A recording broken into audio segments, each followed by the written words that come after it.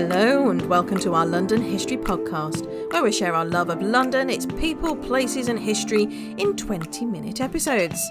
I am your host, Hazel Baker, qualified London tour guide and CEO of London Guided Walks. Find us on Twitter at guided_walks or Instagram at walk_London, or indeed we're also on Facebook and we're London Guided Walks. We have lots of lovely guided walks and private tours, treasure hunts, virtual treasure hunts for Londoners and visitors alike. You can check all of those out on our website, londonguidedwalks.co.uk. And don't forget, our blog is regularly updated with posts written by our passionate team of qualified London tour guides, and there are literally hundreds to choose from, all absolutely free.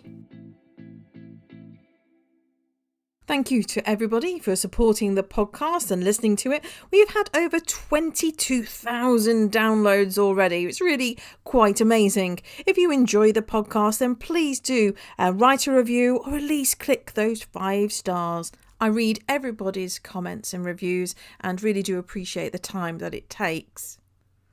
If you like Charles Dickens, then you will enjoy our virtual tour. This is a recording of a live virtual tour I did for the paying public, and you're able to pay and play and watch it in your own time. And it looks at Charles Dickens and his works and his 48-year-old relationship with London. And you can get that on our website londonguidedwalks.co.uk and click on virtual tours. You can access the show notes for this episode on londonguidedwalks.co.uk/podcast, and then just hit on episode 40 to access those.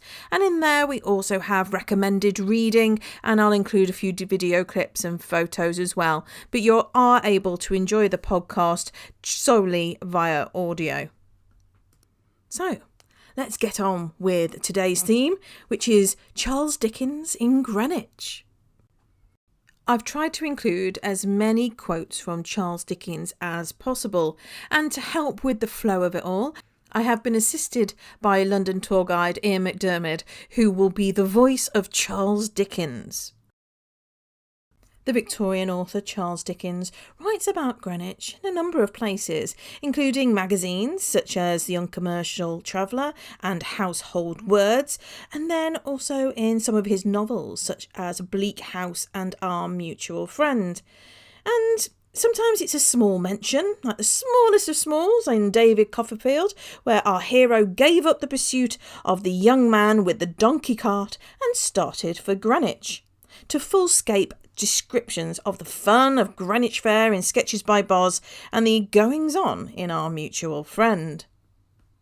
Greenwich and Greenwich Park became one of London's popular areas for leisure in the early 19th century. As the century progressed, Greenwich Park increased in popularity. This was in part due to the improved transport links. The new Greenwich Pier was built in 1836 and it welcomed day trippers coming via the Thames. The London and Greenwich Railway was opened in 1838, enabling people to venture from London Bridge along a 4-mile viaduct to Greenwich, London's first railway. Today, Greenwich has many attractions for the day tripper, and that could have been said in the 19th century, even though the attractions have changed somewhat.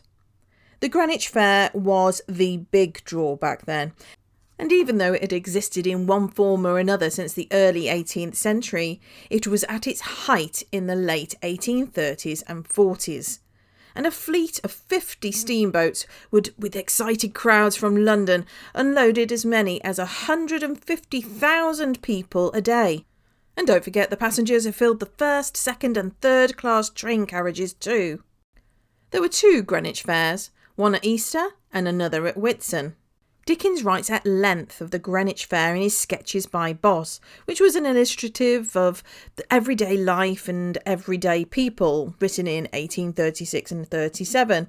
He mentions a wide variety of food available at the stalls, including pickled salmon with fennel, oysters with shells as large as cheese plates, and diverse specimens of snail floating in a somewhat bilious-looking green liquid. Lovely. Instead of the rides we would expect at a fair now, Greenwich Fair was unique, and it featured Greenwich Hill. It was also known as the Giant Steps, and it is on top of this that people would launch themselves. The more reckless individuals chose the steeper hill under the terrace of the Royal Observatory, and Dickens captured this frenzied free-for-all, known as tumbling, where young men would drag young ladies up the steep hill which leads to the observatory and then drag them down again at the very top of their speed, greatly to the derangement of their curls and bonnet capes, and much to the edification of the lookers-on below. Greenwich Fair does sound like it was a lot of fun. Love-sick swains, under the influence of gin and water and the tender passion, become violently affectionate. And we know that Dickens went to Greenwich several times when he was young, because he tells us.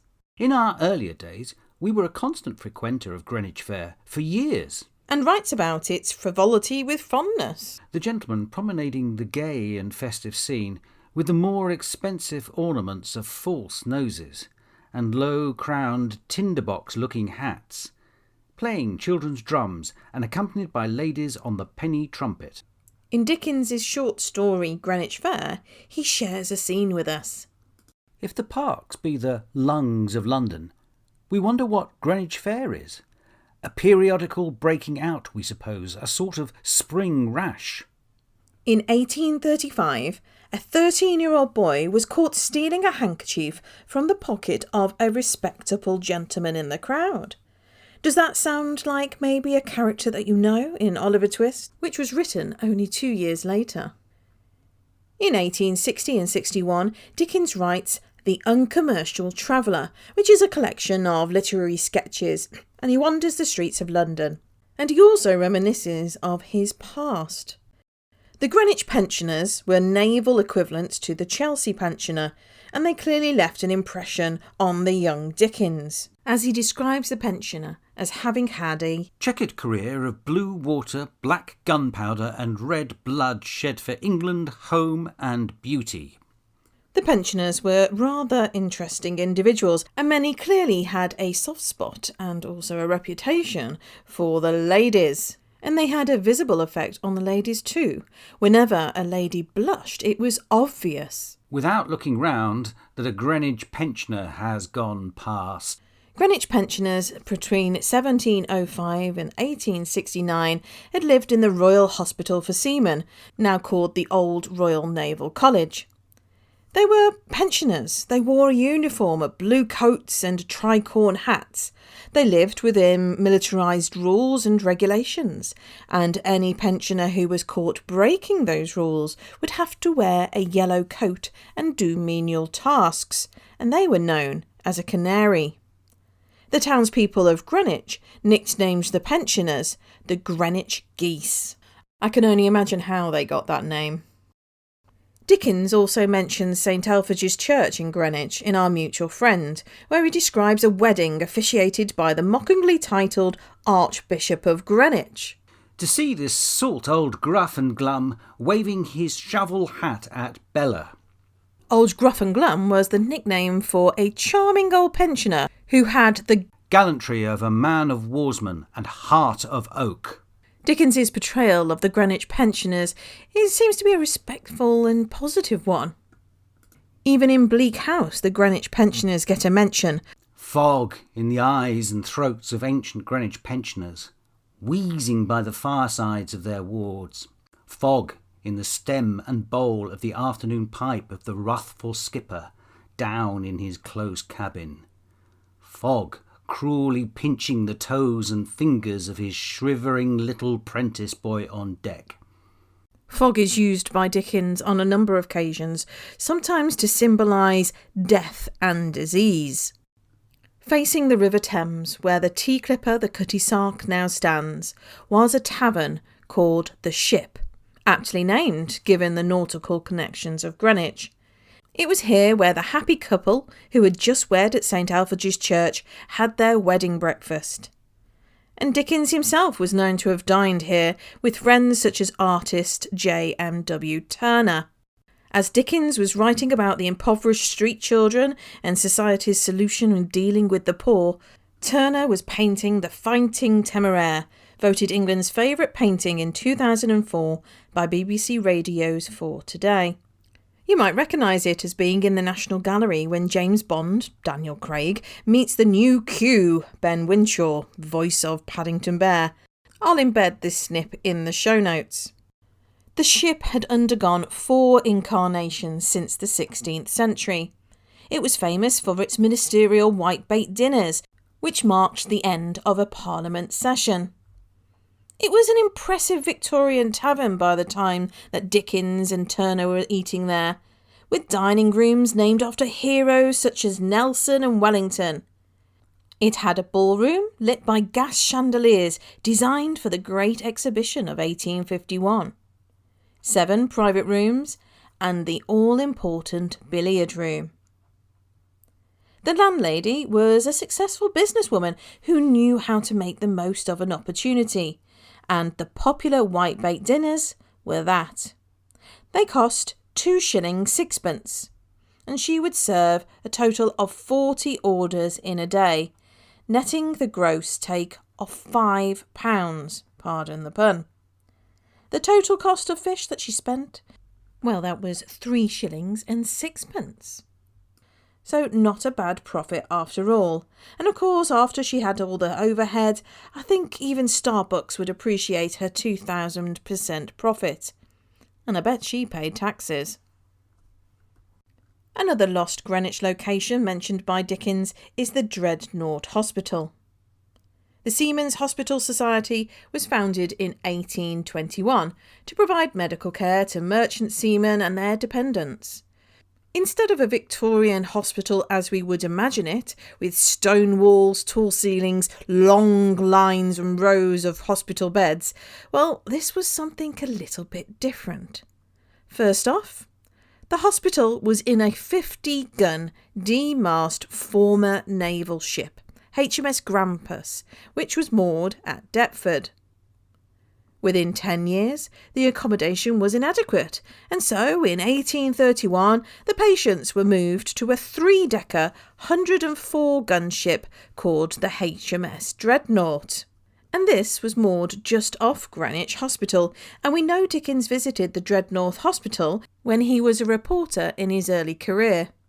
26 years later, they moved to an even bigger ship, this time a 120-gun HMS Caledonia, which was renamed HMS Dreadnought.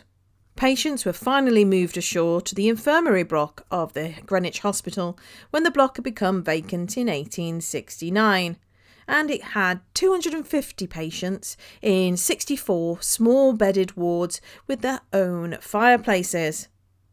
The hospital was renamed the Dreadnought Seamen's Hospital, but the Dreadnought herself remained in use as an isolation unit up until 1872, and after that she was broken up.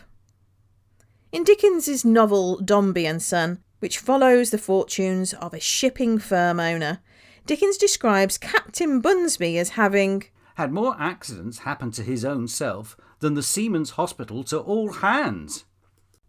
Dickens also mentions the Dreadnought in his weekly magazine, which were basically miscellanies of fiction, poetry and essays on varying subjects. It's called the Household Words, and also that was the predecessor of All the Year Round.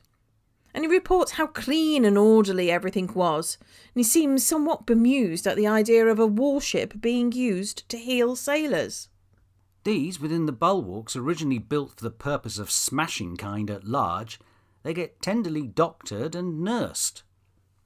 I hope you've enjoyed this week's episode and got to know Charles Dickens, his works and Greenwich a little bit more.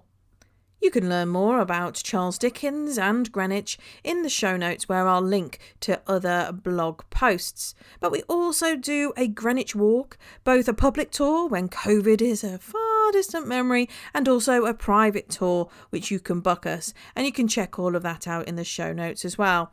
londonguidedwalks.co.uk/podcast, and then click on episode 40.